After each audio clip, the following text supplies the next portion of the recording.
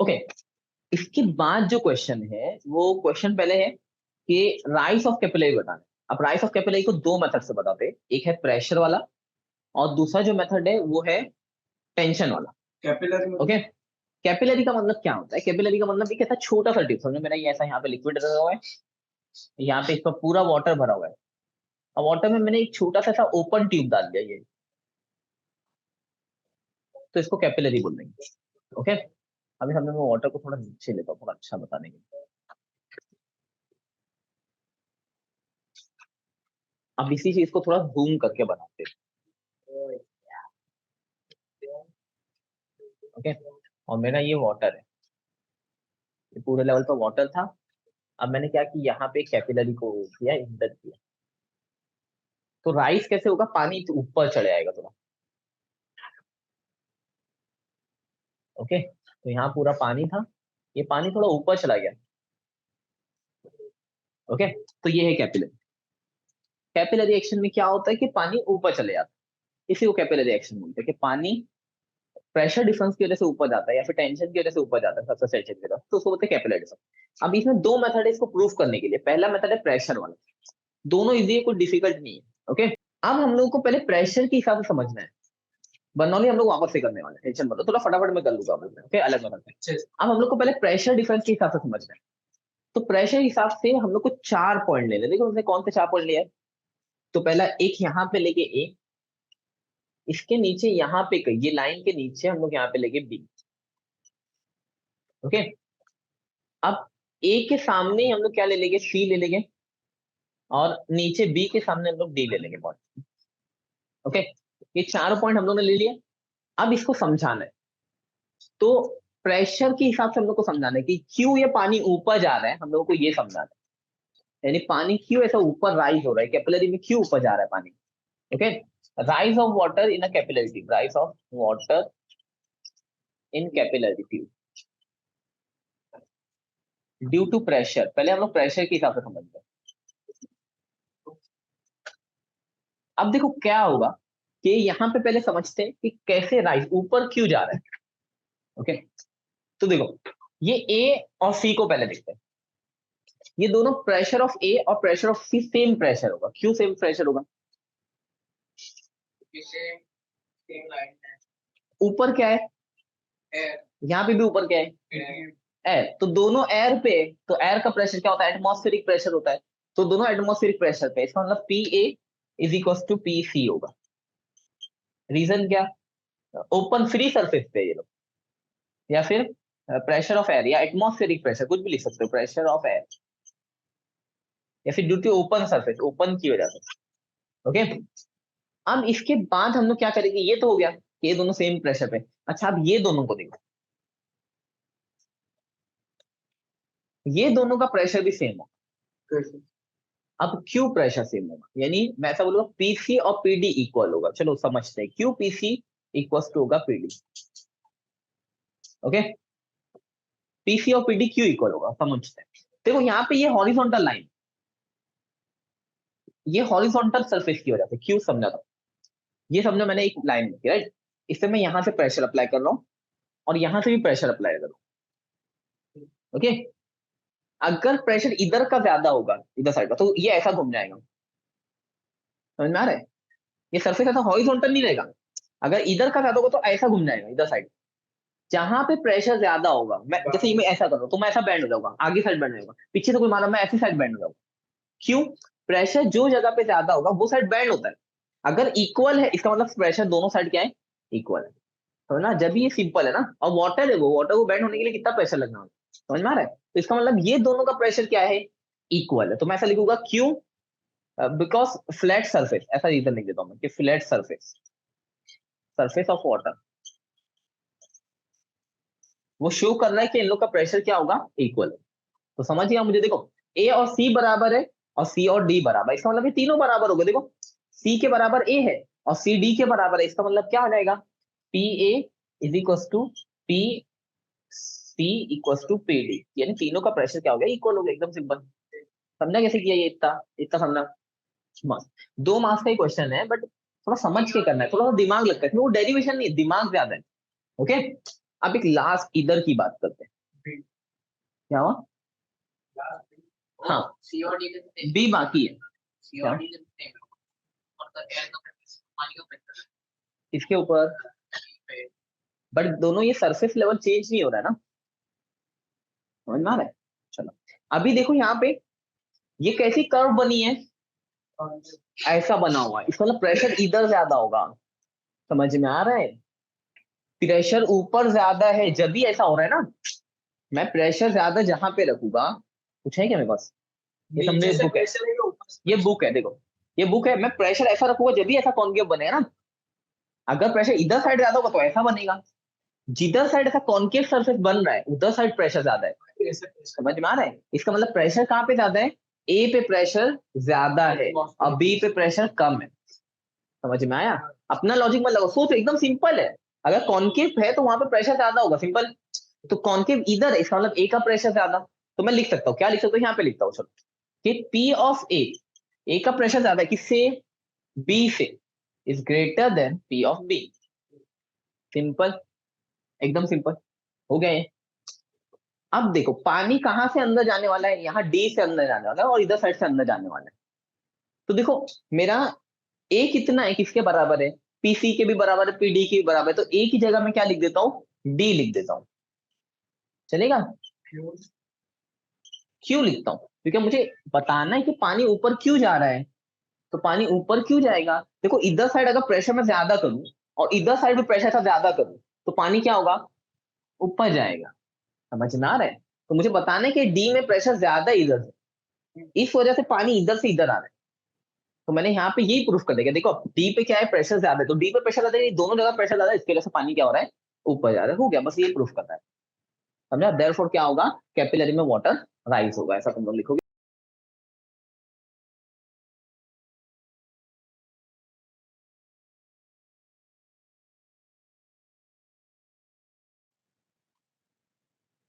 अब क्या करना है, वापस से ये डेरिवेशन करना है, बट अब कैपिलरी राइज ही फाइंड करना है, बट अब हाइट फाइंड करनी है, हाइट यानी क्या, मुझे मिटाना नहीं चाहिए था।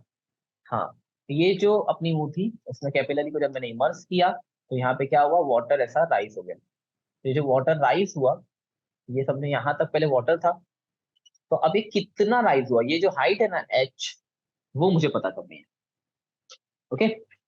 तो अब वो पता करने के लिए मैं क्या करूंगा, अब इसके लिए डेरिवेशन करना है, तो कैसे करेंगे देखो, अब अगर इसको मैं और जूम करके सिर्फ कैपिलरी को ऐसा एकदम बड़ा बना दूं, ये ऐसा, ओके?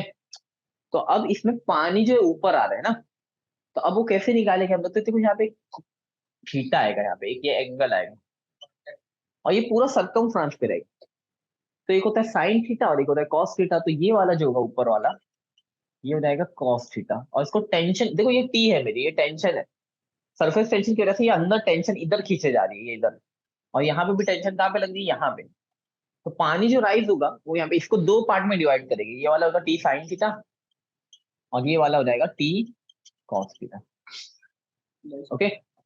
रुको ना, समझेगा, थोड़ा रुक जाओ, ओके? देखो ये पानी पे समझो, पानी है, पानी पे क्या क्या फोर्स लग रहे हैं मुझे वो समझना है, ओके? तो पानी पे एक फोर्स तो नीचे लग रहा है, नीचे कौन सा,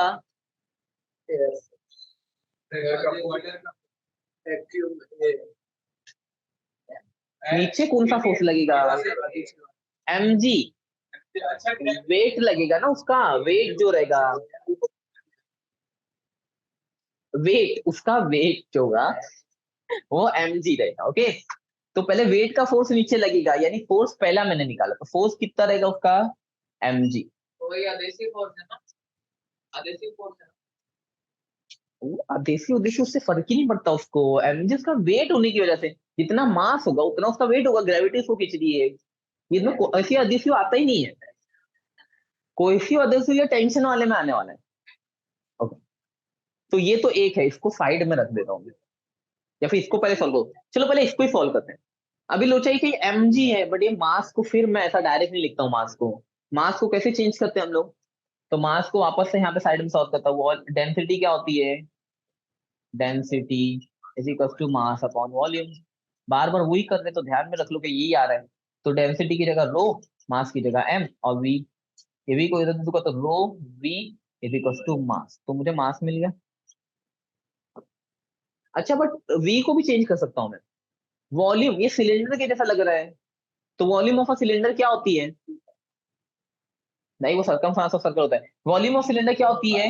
वो होती है पाई आर स्क्वायर एच।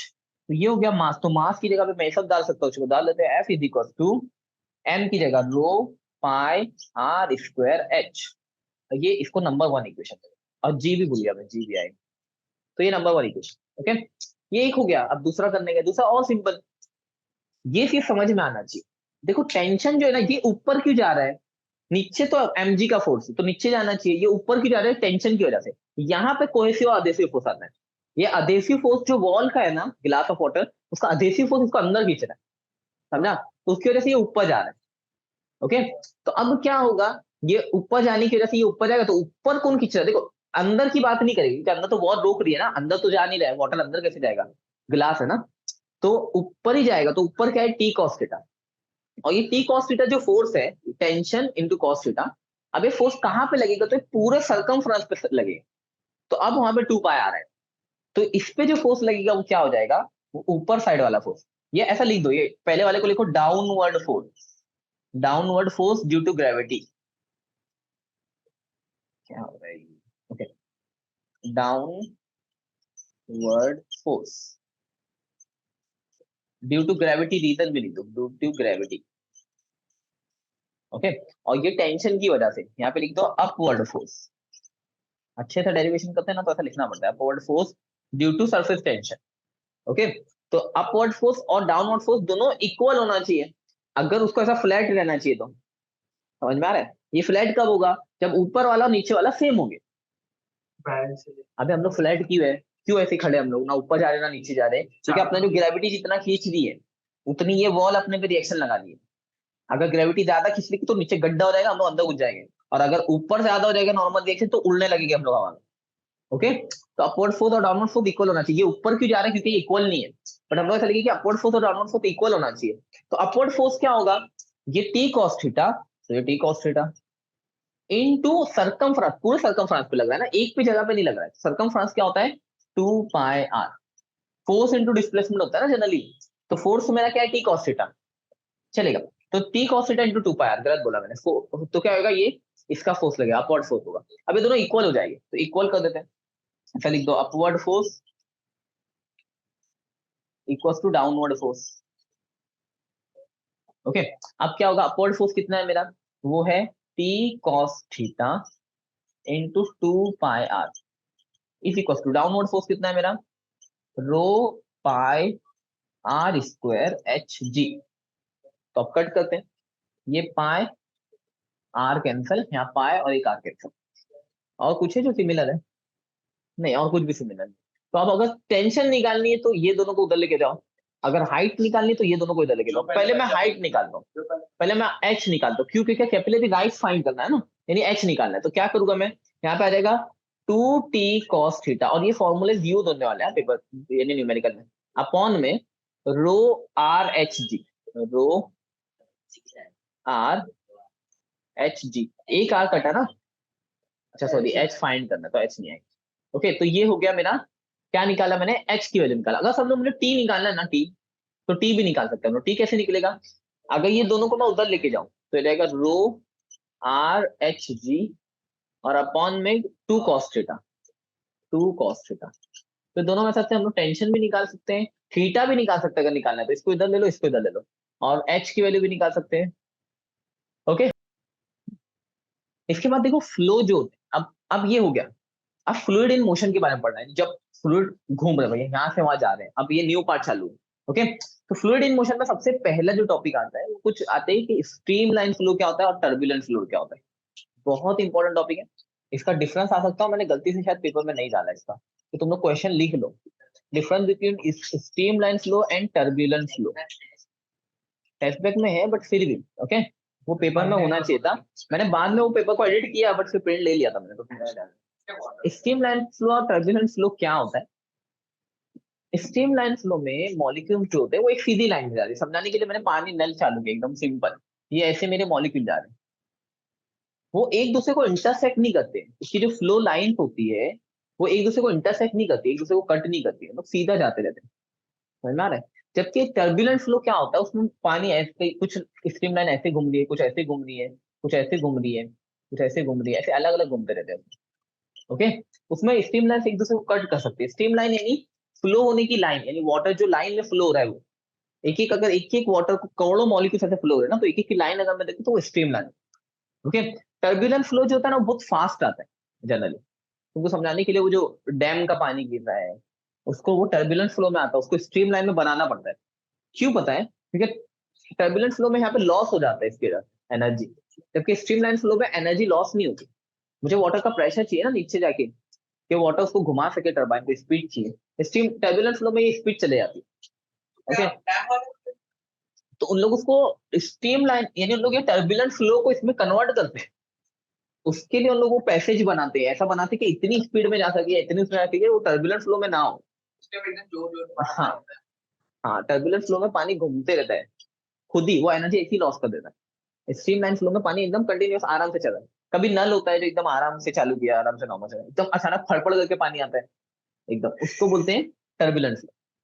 तो वो दोनों का डिफरेंस करना है, बहुत important. Okay, Reynold number, Reynold number जो है ना वो एक नंबर है ना, वो बताता है कि स्ट्रीमलाइन फ्लो है या टर्बुलेंट फ्लो है। ओके, अब बोल रहा हूँ, 1000 दिया है यहाँ पे, अगर 1000 के अंडर है, 1000 में है, तो वो क्या होगा, स्ट्रीमलाइन फ्लो होगा। और 2000 के ऊपर है, ग्रेटर देन 2000, तो वो क्या होगा, टर्बुलेंट फ्लो होगा। और 1000 से 2000 के बीच में वो स्ट्रीम लाइन से टर्बुलेंट फ्लो में कन्वर्ट होगा। ओके,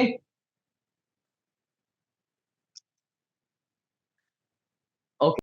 अब क्रिटिकल वेलोसिटी क्या होती है? ऐसी वेलोसिटी जिसपे क्या होता है, स्ट्रीमलाइन फ्लो टर्बुलेंट फ्लो पे कन्वर्ट हो जाता है, उसको क्रिटिकल वेलोसिटी बोलते हैं। क्रिटिकल वेलोसिटी को हमेशा ध्यान रखना पड़ता है कि क्रिटिकल वेलोसिटी पे जा तो नहीं रहे। अब क्रिटिकल वेलोसिटी का एक फॉर्मूला है, क्या है वो, V C is equal to, अब ये क्रिटिकल वेलोसिटी किस पे डिपेंड करती है, तो एक वो है रेनॉल्ड नंबर पे, दूसरा ये एक ऐसा बना हुआ है साइन। अब ये हम लोग थर्मो में, कार्नोट में एफिशिएंसी के लिए यूज करते हैं। ओके, बट ये अभी एफिशिएंसी के लिए नहीं यूज हुआ है। यहाँ पे मैं सब लिख देता हूँ कि किसका क्या मीनिंग है। फिर उसके बाद नीचे डायामीटर आता है और डेंसिटी आती है। अभी आर एन क्या होता है, रेनॉल्ड नंबर। फिर उसके बाद ये क्या होता है, तो ये है viscosity of fluid, coefficient of viscosity. Okay, उसके बाद रो क्या है, ये है डेंसिटी, और डी क्या है, डायामीटर। देखो, अगर डायामीटर बड़ा होगा तो वेलोसिटी कम होगी, और डायामीटर छोटा होगा तो वेलोसिटी ज्यादा होगी, क्योंकि वो इनवर्सली प्रोपोर्शनल। ओके, तो ये है रेनॉल्ड नंबर। अगर डायामीटर बड़ा होगा, ये बड़ा होगा, तो क्रिटिकल वेलोसिटी कम हो जाएगी इसकी वैल्यू, और अगर ये ज्यादा होगा तो उसकी वैल्यू कम हो जाएगी, तो ये बोलता हूँ। ओके, चलो। इसके बाद यहाँ पे एक विस्कोसिटी है। विस्कोसिटी होती क्या है, opposition in the flow of liquid, इसको बोलते हैं विस्कोसिटी। ये ऑटोमेटिक होता है, यानी जो फ्लूइड है उसकी नीचे की लेयर उसकी ऊपर की लेयर को रोकती है। समझाने के लिए, अगर पानी है ऊपर से ऐसे वो चल रही है, क्या टाइट्स चल रही है, लहरें चल रही है, ओके, तो तुम अंदर चले जाओगे तो तुमको टाइट्स लेके नहीं जाएंगे, तुम ऊपर रहोगे तो ही तुमको पानी लेके जाएंगे, क्योंकि नीचे जमीन है, जमीन रुकी हुई है। जमीन के साथ जो अटैच लेयर है वो भी रुकी हुई है। जैसे जैसे हम लोग ऊपर जाते जाते हैं, तो वैसे वैसे वो ऊपर वाली लेयर क्या होती है, वो फोर्सफुली चल रही है, इसके लिए सुनामी में भी नीचे वाली लेयर रुकी होती है, फिर ऊपर वाली लेयर चलती है, तो अगर नीचे वाली लेयर में रहोगे तो बच जाओगे। स्टोक्स लॉ क्या होता है? अच्छा, कभी कभार प्रॉब्लम ये होती है ना कि स्टोक्स लॉ को वो कभी कभार थ्योरेटिकल भी देता है, ऐसा नहीं बोलेगा स्टोक्स लॉ बताओ, वो बोलेगा कि बताओ कि अगर एक ऑब्जेक्ट है, वो फॉल हो रहा है, कहाँ पे, कोई भी विस्कस मीडियम से वो फॉल हो रहा है, ऐसा नीचे गिर रहा है, तो उसका फोर्स कितना होगा, विस्कस फोर्स डिराइव कर, विस्कस यानी विस्कोसिटी की वजह से। हनी, समझाता हूँ, मैं समझाता हूँ। अभी समझो, हम लोग ने साहिल को क्या किया, पहले हनी में ऐसा फेंका, पूरा हनी रखा हुआ है वहाँ पे, पूरा शहद है पूरा एकदम स्विमिंग पूल है शहद का, और साहिल को ऐसा ऊपर फेंका, बहुत ऊपर से फेंका। ओके, नहीं नहीं, मरेगा नहीं, वो मरेगा नहीं, तो भी इतना घट नहीं ना, वो अंदर जाएगा। समझो, अब पानी पकड़ लो सर। ओके, फिर एकदम ऊपर से वापस से फेंका पानी, तो साहिल को देखो, साहिल नीचे जा रहा है, जमीन को टच नहीं होगा, वो जमीन को टच नहीं हो रहा है, क्यों? क्योंकि पानी की वजह से, पानी जो है उसकी विस्कोसिटी उसको क्या कर रही है, वो वो नीचे जा रहा है, पानी उसको ऊपर फोर्स लगा दिए, इसी को विस्कस फोर्स बोलते हैं। क्या क्या तुम नीचे जा रहे हो, तुमको पानी ऊपर फोर्स लगा रहा है, तुमको पानी रोक रहा है। ऐसा ही एयर में भी होता है, बट एयर की विस्कोसिटी कम है। इसको हेलीकॉप्टर से फेंक डालो, क्या प्रॉब्लम है अपने को, कहीं से फेंक डालो। तो जब ऊपर से वो गिरेगा तो एयर है, एयर क्या करेगी, उसको अपोजिट में फ्रिक्शन लगाएगी, उसको रोकने का ट्राई करेगी। समझ में आ रहा है? स्पेस से फेंका तो आग लग जाएगी जब बस ही बोल रहा हूँ। ओके, वो कल्पना चावला का नहीं सुना था कि उसकी डेथ कैसे हुई? ऐसी आग लग गई, वो बात नहीं। ओके, तो ओके छोड़ो, तो छोड़ो। अपन देखे ना, डेयरिंग का मेडल ले गया ना साहिल। साहिल डेयरिंग के लिए कुछ भी कर सकता है, समझ रहे हो? सेल्फी साइड लिख देगा पूरा। तो स्टोक्स लॉ में हम होते हैं। अब स्टोक्स लॉ में इंपॉर्टेंट क्या बात है कि वो बताता है कि वो फोर्स कितना अप्लाई होगा।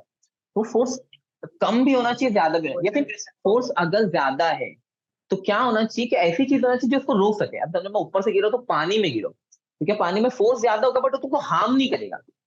फ्रिक्शन की वजह से, फ्रिक्शन की वजह से तुमको इतना प्रॉब्लम नहीं होगा, तुम्हारी हेल्थ पे हार्म नहीं होगा, यानी कटेगा उटेगा नहीं। समझ में आ रहा है?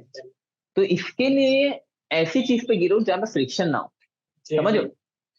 अब इसका ये स्टोक्स लॉ है। स्टोक्स लॉ क्या बोलता है कि जो विस्कस फोर्स है, यानी समझो ये कोई चीज है जो ऑब्जेक्ट ऐसा नीचे गिर रहा है और यहाँ से गिर रहा है, तो इस पे जो उल्टा फोर्स लग रहा है अपोजिट डायरेक्शन, विस्कस फोर्स, उसको एफ वी बोलते हैं। तो ये जो विस्कस फोर्स होता है वो जो होता है वो डायरेक्टली प्रोपोर्शनल है किससे? तीन चीजों में। डाउट है एफ जो है, रुको एक मिनट, वो डायरेक्टली प्रोपोर्शनल है किससे? कोएफिशिएंट ऑफ विस्कोसिटी से, यानी कितना विस्कस मीडियम है। जैसे मैंने बोला ना, हनी रख दिया तो बहुत ज्यादा विस्कस है, तो उसमें जब गिरेगा तो बहुत ज्यादा हार्म होगा। विस्कम मतलब तुम समझ लो घट, ठीक। हनी मान लो ना, क्या होता है? क्या होता है? शहद ना। शहद कैसा होता है? ज्यादा रहेगा तो ज्यादा स्कोर पूछ जाएगा। बराबर, ओके। तो पहला विस्कस फोर्स पे डिपेंड करता है, दूसरा क्या है उसमें और किस पे डिपेंड करती है वो? आर, यानी उसका वो बॉडी का ऑब्जेक्ट का क्या रेडियस है वो आर पे डिपेंड करता है, और वेलोसिटी यानी कितनी वेलोसिटी से गिर रहा है। ओके, ये वेलोसिटी ऑफ फ्लूइड है, चलेगा चलेगा।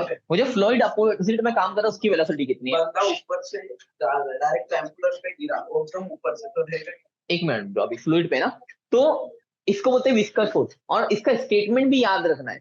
और याद रखना है कि any object flowing through, falling through viscous medium, ये चीज याद रखना है हम लोगों को। ओके, ये स्टोक्स लॉ है, समझा? तो जब भी प्रोपोर्शनलिटी की साइन हटाते हैं हम लोग एक कांस्टेंट लगाते हैं, तो उसको कांस्टेंट को यहाँ पे क्या बोलते हैं? F V is equal to 6 pi. अभी 6 पाई एक्सपेरिमेंट से आया, तो ये 6 पाई क्या होगा? 6 पाई विस्कोसिटी का कोएफिशिएंट इनटू वी, ये मैं बस लिखाना भूल गया। ओके, अब यहाँ पे एक बहुत अच्छी चीज है, एक दूसरी चीज जो हम लोग को समझना है।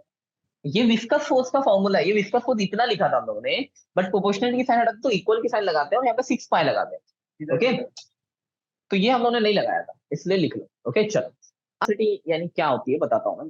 तो ये जब एंड होगी ना वेलोसिटी, तो कितनी वेलोसिटी रहेगी जब वो नीचे जाएगा, उसको टर्मिनल वेलोसिटी बोलते हैं। यानी उसको रुकने के लिए कितनी वेलोसिटी लगेगी, उसको बोलते हैं टर्मिनल वेलोसिटी। अब उसमें कैसा है कि समझो एक ऑब्जेक्ट है, वो यहाँ पे ये पूरा विस्कस मीडियम है, पूरा लिक्विड से भरा हुआ है, और यहाँ पे वो ऑब्जेक्ट नीचे गिर रहा है, ये ऐसा नीचे गिर रहा है वो। तो इस पे कौन कौन से फोर्स लगेगी पहले वो समझना है। इस पे क्या फोर्स लगेगी? एक तो ग्रेविटी, तो नीचे वाला कौन सा फोर्स रहेगा? mg। नाइस। और ये पूरा लिक्विड यहाँ पे फंसा हुआ है, तो जब लिक्विड फंसा हुआ है यहाँ पे पूरा, तो अभी जो पड़ा विस्कस फोर्स, तो एक तो विस्कस फोर्स अपवर्ड आएगा, तो एक तो विस्कस फोर्स लगने वाला है। क्या? ये क्या लिखा? एक और फोर्स है जिसको बोलते हैं अपवर्ड थ्रस्ट। आप ये अपवर्ड थ्रस्ट क्या होती है एक्चुअली, अगर वो नहीं समझना तो बायन फोर्स समझ लो। बायन फोर्स क्या होता है मालूम?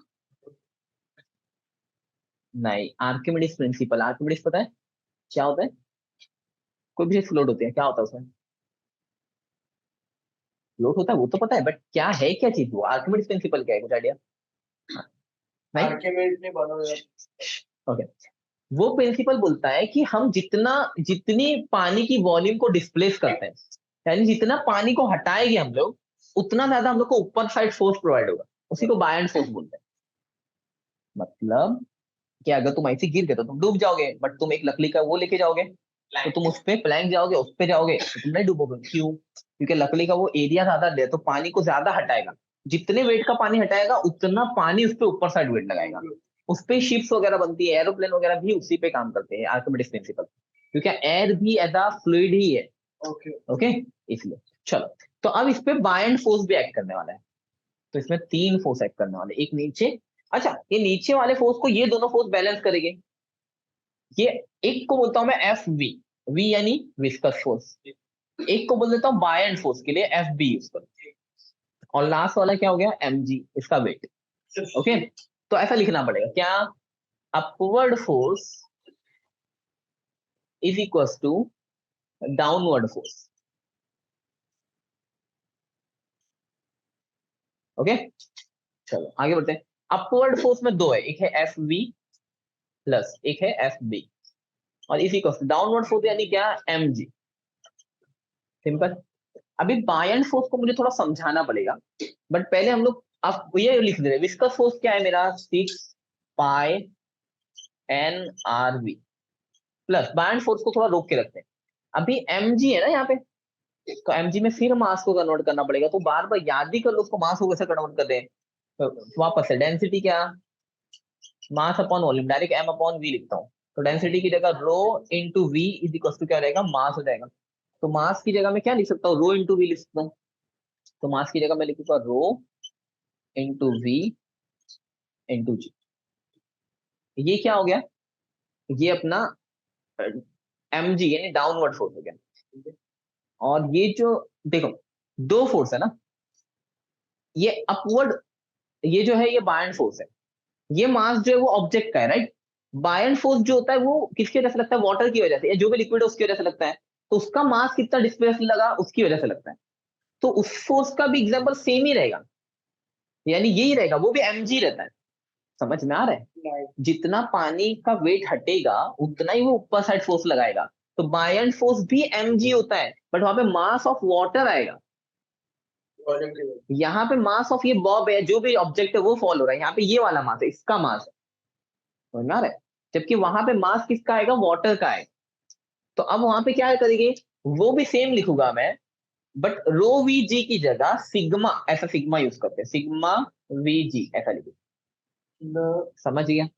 अभी देखो वॉल्यूम क्या लेंगे हम लोग, वॉल्यूम दोनों की सेम लेंगे। क्या लेंगे volume, 6 pi R we plus sigma, वैसी वॉल्यूम लेंगे हम लोग 4/3 पाई आर क्यूब। क्योंकि यार जितना मास वो डिस्प्लेस करेगा वाटर का भी, वो भी इसी शेप में रहेगा, इसकी जितनी वॉल्यूम है उसके हिसाब से रहेगा। और इसका भी वॉल्यूम क्या लेंगे, रो 4/3 pi r cube g. Okay, अब इसको सॉल्व करना है मुझे, ये v निकालना है। ये v क्या है, मेरी क्रिटिकल वेलोसिटी या टर्मिनल वेलोसिटी, इसको टर्मिनल वेलोसिटी लिखता हूँ। ये v निकालना है, तो इसको यहीं पे रखिए, उसको उधर लेके जाएंगे। Pi efficiency r v t is equal to, ये ऐसी रहेगा, sigma rho 4/3 pi r cube g, और minus sigma 4/3 pi r cube, मैंने जी लिखना भूल गया, pi r cube g. Okay, अभी देखो ये दोनों में से मैं कॉमन निकाल सकता हूँ, किसको किसको कॉमन निकाल सकता हूँ, 4/3 पाई आर क्यूब जी, ये सबको कॉमन निकाल दिया। तो यहाँ पे बचेगा रो माइनस सिग्मा। ओके, और यहाँ पे क्या था, 6 pi efficiency r v t. Okay, अब क्या करते हैं, जो जो कट कर सकते हो कट कर लो, कुछ कट कर सकते क्या हम लोग? तो पहले तो एक आर कट, यहाँ का एक आर कट, तो यहाँ पे स्क्वायर बचा, ये पाई कट, ये पाई कट। और देखो 2 से कट कर सकता हूँ मैं, इधर भी ऊपर है इधर भी इधर है, तो 2 2 जा 4, 2 3 जा 6। समझा। अब ये होने के बाद यहाँ पे जो भी बचा उसको इधर साइड लेके आ जाना है।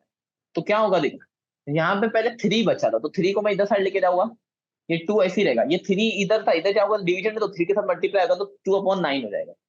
फिर यहाँ पे देखो आर एक कटा था, तो आर स्क्वायर है, ये जी वैसी क्या वैसी, ये रो माइनस सिग्मा वैसी क्या वैसी। और अब क्या होगा देखो, ये एफिशिएंसी और वीटी फाइंड करना है, टर्मिनल वेलोसिटी फाइंड करना है, तो ये विस्कोसिटी, एफिशिएंसी नहीं, वो विस्कोस कोएफिशिएंट ऑफ विस्कोसिटी वो नीचे आ जाए। तो ये मेरा टर्मिनल वेलोसिटी का फॉर्मूला। ओके, ये इंपॉर्टेंट डेरिवेशन, समझा। अब हम लोग को बर्नौलीज थ्योरम करना है। बर्नौलीज थ्योरम में सबसे पहले तो प्रिंसिपल है बर्नौली का। तो बर्नौली का प्रिंसिपल ये बोलता है कि जब कोई भी लिक्विड या फ्लूइड पाइप के एक लार्ज एरिया से स्मॉल एरिया में ट्रांसफर होता है, ओके, तो उसका प्रेशर कम हो जाता है और स्पीड बढ़ जाती है। ओके, इसको बोलते हैं बर्नौलीज प्रिंसिपल। ओके, अब बर्नौलीज प्रिंसिपल में हम लोग को बर्नौली के लिए एक डेरिवेशन करना है। बर्नौलीज प्रिंसिपल, अब बर्नौलीज प्रिंसिपल के लिए एक डेरिवेशन है। समझो यहाँ पे पाइप है और ये पाइप पहले बड़ा था और बाद में ये पाइप छोटा हो गया, ज्यादा छोटा हो गया। ओके, तो ये पाइप पहले बड़ा था और बाद में छोटा हो गया। ओके, यहाँ पे A1, V1 और P1, यहाँ पे प्रेशर, वेलोसिटी एंड एरिया, ये तीन है। और बाद में क्या होगा, A1, A2, P2 and V2 इसमें कन्वर्ट हो जाएगा। अच्छा, अब बर्नौली में क्या इंपॉर्टेंट है, तो सबसे पहले वर्क डन। W क्या होता है, W होता है P del V, del V या dV। ओके, अब देखो हम लोगों को पता है कि यहाँ पे भी PdV इसको हम लोग रखेंगे, सिर्फ प्रेशर भी चेंज हो रहा है। तो यहाँ पे ऐसा होगा कि P1 माइनस P2 और dV, बस। अगर तुमको साइड में ये भी समझना है कि dV का मतलब क्या होता है, तो वो साइड में समझा सकते हो, बट इतना जरूरी नहीं है। वॉल्यूम क्या होती है, यहाँ पे साइड में लिख देता हूँ। वॉल्यूम क्या होती है, वो होती है एरिया इनटू डिस्प्लेसमेंट। ओके, तो अगर dV तुमको लिखना है तो वो क्या हो जाएगा, A1 D1 minus A2 D2।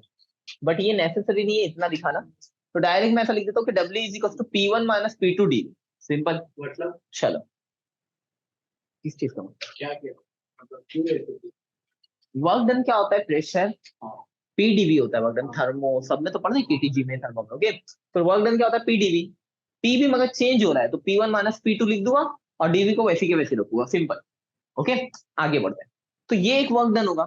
दूसरा वर्क डन हम लोग को ऐसे निकालना है कि जब ये प्रेशर वॉल्यूम ये चेंज हो रहा है, जब ये छोटे सेक्शन से जा रहा है बड़े सेक्शन से छोटे सेक्शन में जा रहा है, तो चेंज हो रहा है, तो वो जो चेंज हो रहा है उसकी वजह से वर्क डन होगा। तो वो वर्क डन क्या होगा, वो वर्क डन होगा change in kinetic energy plus change in potential energy. मैंने पहले पोटेंशियल एनर्जी लिखा था, चलता है। ओके, अब ये दोनों हम लोगों को निकालना है।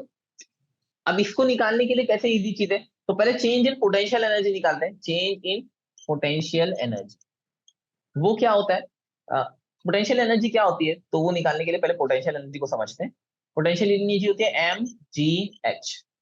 ओके, अभी भी मैं क्या कर रहा था, m की जगह पे हम लोग क्या लिख सकते हैं पता है ना, वापस से rho, density is equal to mass upon volume.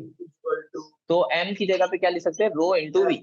तो यहाँ पे m की जगह में क्या लिख सकता हूँ, rho v g h, right. But हम लोग का चेंज हो रहा है, चेंज हो रहा है यानी क्या, तो ये रो और जी तो चेंज नहीं होने वाले हैं, यानी v और h चेंज होने वाले हैं, राइट। अभी जो v चेंज होने वाला है, यानी मुझे अगर चेंज इन निकालना है, चेंज इन पोटेंशियल एनर्जी, तो देखो मैं कैसा लिख सकता हूँ, ये रो और जी को वैसे लिख देता हूँ। अच्छा, v चेंज होने वाला है, तो चेंज को मैं या तो V2 माइनस V1 लिखूं या तो फिर dv लिख दूं, थोड़ा इजी पड़ेगा। इस बार मैं थोड़ा इजी मेथड से करवा दूं कि जल्दी याद रखो। ओके, डीप में ज्यादा नहीं करवा रहा हूं। तो dv लिख देता हूं और h को ऐसा लिख देता हूं, क्या, H1 minus H2। Change in h, simple, क्योंकि ये h और v चेंज होने वाला है, रो और g चेंज नहीं होने वाला, उसको वैसे लिख दिया, हो गया। चेंज इन पोटेंशियल एनर्जी निकल गया, सिंपल। अभी चेंज इन क्या निकालना है, काइनेटिक एनर्जी। इधर लिख देता हूँ, राइट साइड में लिखता हूँ। तो चेंज इन काइनेटिक एनर्जी क्या होता है, काइनेटिक एनर्जी क्या होती है, पहले काइनेटिक एनर्जी लिखते हैं, तो वो होती है हाफ mv², राइट। चलो, फिर v क्या है, v m की जगह में क्या लिख सकता हूँ, रो इंटू वी, राइट है। तो हाफ m की जगह रो इंटू वी। अभी यहाँ पे ये भी v है, तो ये v जो है ये वेलोसिटी का है, कुछ और से डिनोट कर दो। तो ये v बड़ा लिखता हूँ मैं थोड़ा, v², ये वेलोसिटी है और ये क्या है, ये वॉल्यूम है, दोनों अलग अलग चीज है, समझ रहे हो। अब देखो ये ऐसा लिख दिया मैंने, अब यहाँ पे देखो रो तो चेंज नहीं होगा, हाफ भी चेंज नहीं होगा, क्या चीज चेंज होगी, एक ये v चेंज होने वाला है यानी वॉल्यूम, और एक ये वेलोसिटी चेंज होने वाली है। तो जो v चेंज होने वाला है, तो डेल काइनेटिक एनर्जी अगर मुझे निकालना है तो मैं हाफ वैसे लिखूंगा, रो वैसे लिखूंगा। ये वॉल्यूम को मैंने देखो यहाँ पे भी क्या किया था, डीवी रखा था, तो यहाँ पे भी चेंज इन वॉल्यूम को क्या कर दूंगा, डीवी कर दूंगा। और ये जो वी स्क्वायर है ये वेलोसिटी, इसको कुछ नहीं कर सकते, तो इसको ऐसा लिखेंगे v1 square minus v2 square. हो गया ये, तो दोनों निकल गया, change in kinetic energy, change in potential energy. अब इसको मैं वर्क डन पे डालता हूँ, तो वर्क डन W क्या होगा, W is equal to del K E plus del P E, potential energy. Okay, चलो यहाँ पे करते हैं W is equal to del की अभी मुझे कितना मिला, half rho d v v1 square minus v2 square, फिर प्लस पोटेंशियल एनर्जी कितना मिला मुझे, सॉरी पोटेंशियल एनर्जी कितना मिला, रो जी डी वी और H1 माइनस H2, ये मुझे पोटेंशियल एनर्जी मिला। ये मेरा वर्क डन है, राइट। बट देखो वर्क डन जो था, पहले भी मैंने वर्क डन निकाला था, तो ये वर्क डन को मैं यहाँ पे डाल सकता हूँ। तो बस मैं क्या करता हूँ, ये वर्क डन की जगह पे लिख दूंगा P1 minus P2 dV is equal to half rho dV v1 square minus v2 square plus rho G dV H1 minus H2, right. चलो देखो डीवी सब में, ये डीवी कैंसिल करो, ये डीवी कैंसिल करो, ये डीवी कैंसिल करो, कॉमन नहीं डायरेक्ट कॉमन, कॉमन लेके कैंसिल करो, तो उससे बेटर डायरेक्ट ही कॉमन ले लिया। और कुछ है, और एक मेथड है कि ये रो को भी तुम लोग क्या कर सकते हो, बाहर निकाल सकते हो। अगर निकालना है तो निकालो, नहीं निकालना है तो मत निकालो। ओके, तो जो बचा पहले मैं वो लिख देता हूँ, P1 minus P2 is equal to half rho v1 square minus v2 square plus rho G H1 minus H2 और खत्म। तो ये है मेरी बर्नौली की इक्वेशन।